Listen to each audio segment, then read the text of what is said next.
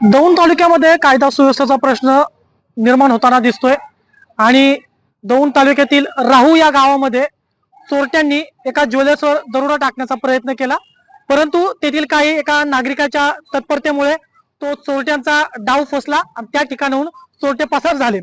आपल्याकडे अधिकृत अशी माहिती उपलब्ध झालेली आहे। राहू गावात पहाटे नीलकंठ ज्वेलर्सवर दरोड्याचा थरार घडला आणि 4 चोरट्यांनी या दुकानात घुसून लाखो रुपयांचा अवैध लंपास करण्याचा प्रयत्न केला आणि याच्यामध्ये अलार्म वाजला आणि अलार्म वाजल्यामुळे ते जे चोरटे आहेत ते चोरटे त्या ज्वेलर्स मधून पळून गेले।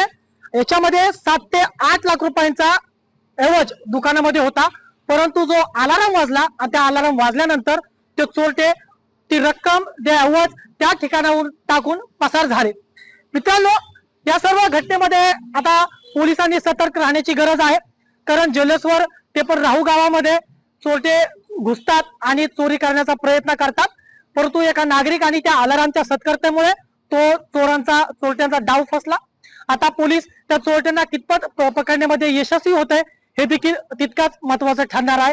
जो चोरट्यांचा जो प्रभाव आहे तो दिवसेंदिवस तालुक्यामध्ये वाढताना दिसतोय, परंतु आता पुन्हा एकदा त्या चोरट्यांनी डोकं वर काढल्याचं पाहायला मिळतंय। आता पोलीस कशा प्रकारे कारवाई करताय हे देखील तितकंच महत्वाचं ठरेल। पवन साळवे, न्यूज अनकट, दौंड।